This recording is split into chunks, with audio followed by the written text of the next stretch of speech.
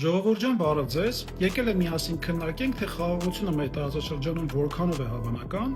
Դուք ձեր կարծիքը գրեք մեկնաբանություններում, մինչև ես փաստերը ներկայացնեմ։ Ուրեմն, ուսումնասիրության տակ եմ առել Ադրբեջանի եւ Հայաստանի պաշտպանության նախարարությունների միջազգային հանդիպումները,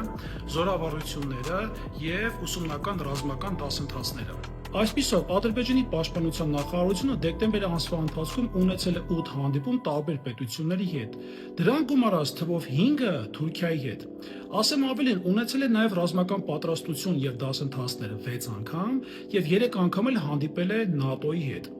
Իհարկե, հերթը հասավ Հայաստանի։ Հայաստանի պաշտպանության նախարարությունը ամբողջ դեկտեմբեր ամսվա ընթացքում ունեցել է ընդամենը 5 հանդիպում տարբեր պետությունների հետ եւ մի հանդիպում էլ ՆԱՏՕ-ի հետ։ Իսկ այստեղ ամենակարևորը՝ ուշադրություն, ունեցել է 0 զորավարժություն եւ 0 դաշտային պարապմունքներ։ Երբ Ադրբեջանը գետնի վրա զորավարժություններ է անում, Հայաստանի Հանրապետության պաշտպանության նախարարությունը վերածվել է խորհրդակցությունների սենյակի։ Չնայած ինչ եմ զարմանում, թույլ ղեկավարից նորմալ բան ակնկալելն էլ տեղին չէ։ Մեր ձևով ժողովրդական շարժումը իշխանության գալուց հետո բարձրացրել է մեր զինվորների մարտական ոգին, մարտական պատրաստությունը,